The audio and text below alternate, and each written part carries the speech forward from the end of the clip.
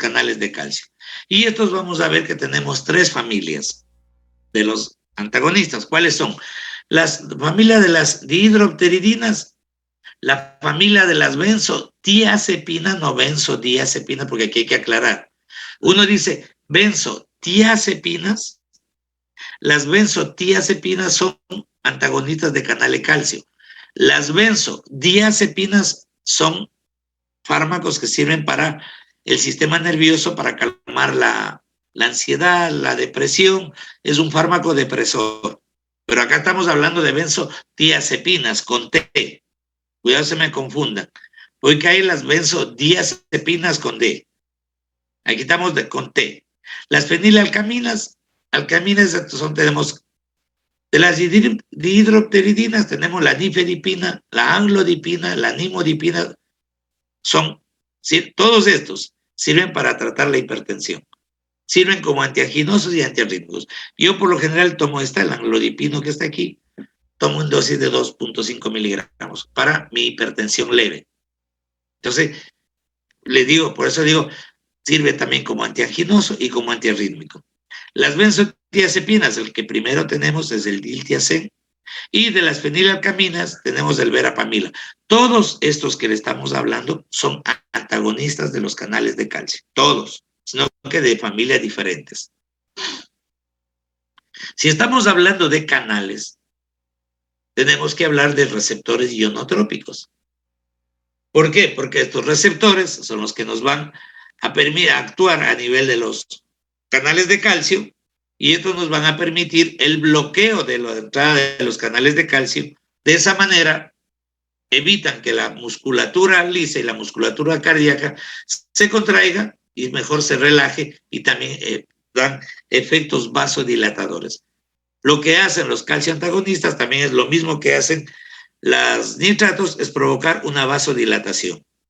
Entonces, ¿por qué mecanismo se da? Por mecanismo de inotropismo negativo, antihipertensivos o hipotensores y antianginosos, que lo que hace justamente ocasiona un efecto depresor, frena la taquicardia, aumenta el flujo sanguíneo y de esa manera calma la angina.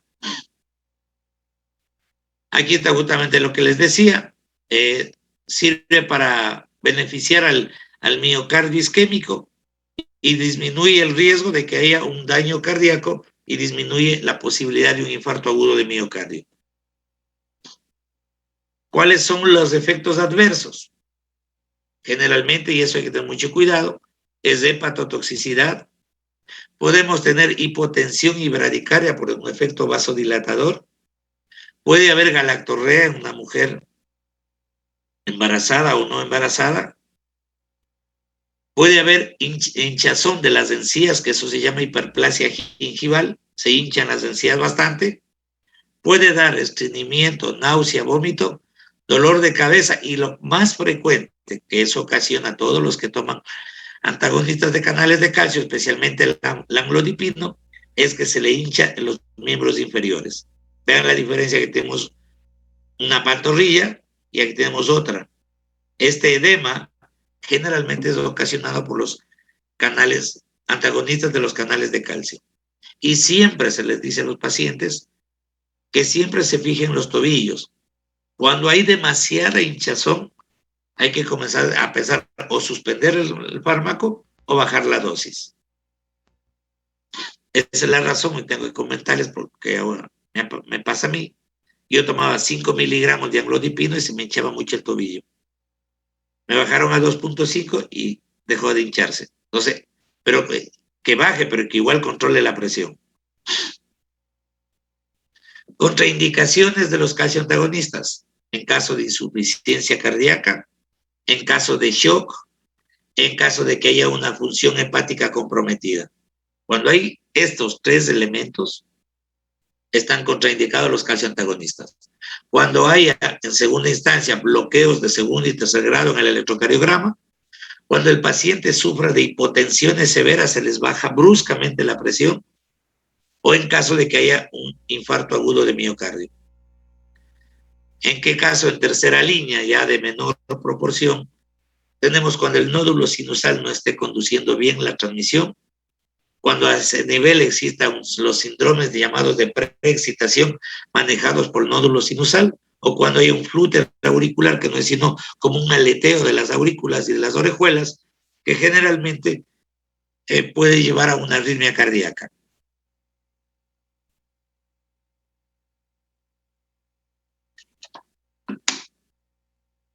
¿Con quién van a interaccionar? Van a interaccionar con las fenilacrilaminas, que en este caso son la digoxina, que no es sino un fármaco con inotrópico positivo, con los anestésicos, con AINES, especialmente AINES. Esto es muy frecuente, que la gente le da para el dolor, le da un AINE, le da un analgésico, y ese puede interaccionar inhibiendo justamente el efecto hipotensor, y de esa manera no funciona como antihipertensivo. ¿Con quién te puede hablar?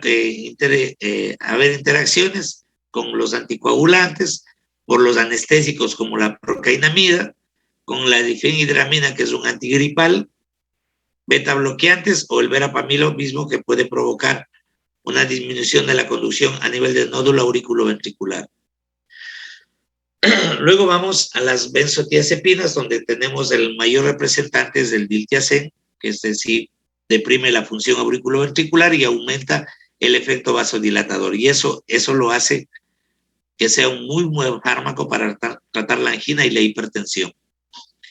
El nimodipino, sí es muy, muy utilizado. Se vienen presentaciones intravenosas, presentaciones por vía oral, sublingual, etcétera, que sirve para tratar la hipertensión arterial, sirve para tratar las miocardiopatías cuando son isquémicas, sirve inclusive para tratar un poco las migrañas y para tratar las arritmias supraventriculares, como ya vimos en la clase pasada.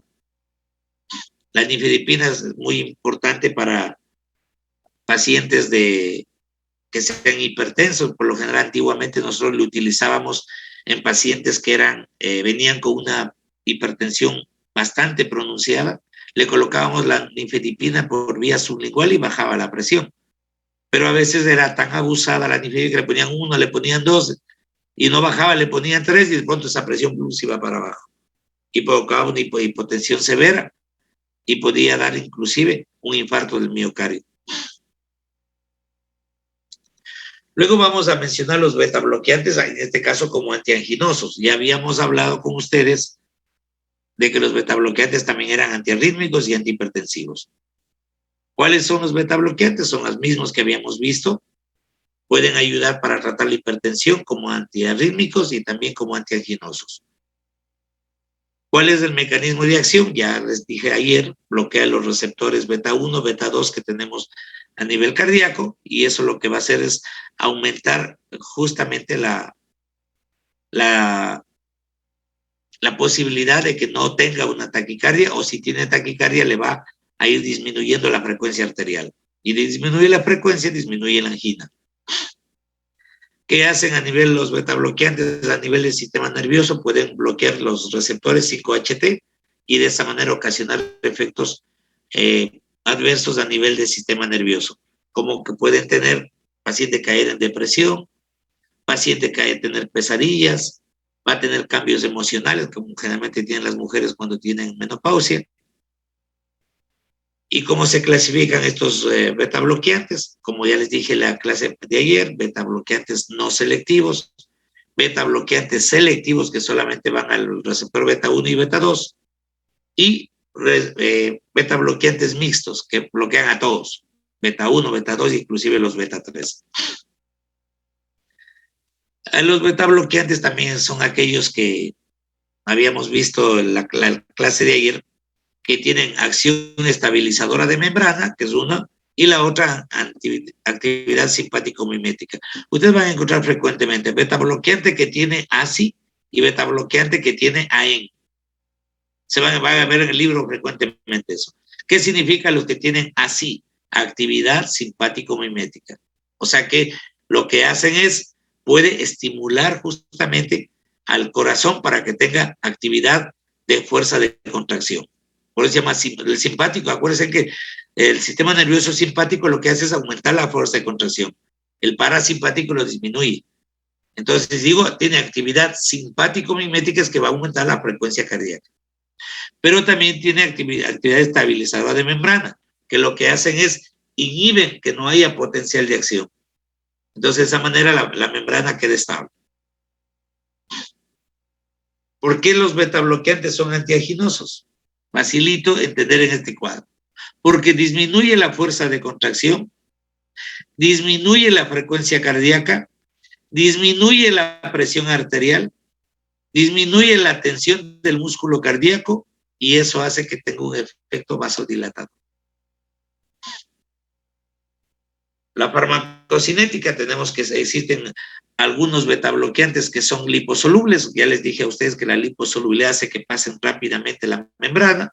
Y también tenemos hidrosolubles que no tienen que metabolizarse para hacer un efecto, sino para eliminarse. Y generalmente lo hace por vía renal. ¿Cuáles son los efectos de los betabloqueantes? Náuseas, vómito, diarrea.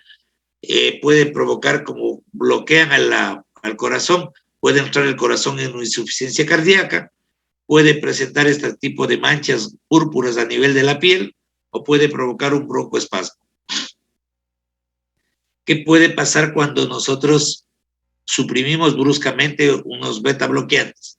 Puede dar un mecanismo reflejo, puede dar taquicardia, puede agravar el cuadro de angina, el paciente puede comenzar a dolerle mucho más, e inclusive si es que el paciente tiene algún problema de isquemia, inmediatamente puede llegar a presentar infarto agudo de miocardio e inclusive muerte súbita. ¿En qué casos contraindicamos los betabloqueantes? En el caso de asma, de POG. POG significa enfermedad pulmonar obstructiva crónica. En caso de claudicación intermitente, que es cuando no hay una buena vasodilatación a nivel de extremidades. En caso de bradicardia o en caso de alergia a esta. ¿En qué caso utilizamos los betabloqueantes? En caso de anginas, en angina vasoespástica, porque utilizan los receptores alfa y los receptores beta. También podemos utilizarle en caso de tiroiditis, tirotoxicosis. En previo esto lo manejan los endocrinólogos o para manejar este tipo de fármacos. Los betabloqueantes son muy útiles, especialmente cuando una persona sufre de mucha migraña, especialmente el propanolol. Chicos, acuérdense de esto. El propanolol es muy efectivo para tratar las migrañas. En glaucoma de ángulo abierto, que esto lo manejan los oftalmólogos, utilizan los betabloqueantes también. En miocardiopatías, en prolapsos de mitral, tetralogía de Fallot, que es una cuestión genética, y en aneurismas de la aorta, esto ya lo manejan los cardiovasculares generalmente, y generalmente interaccionan con los nitritos, interaccionan con los calcioantagonistas, interaccionan con los digitálicos y también interaccionan con los diuréticos. Son fármacos que hay que tomar en cuenta especialmente por la potencialización de la acción.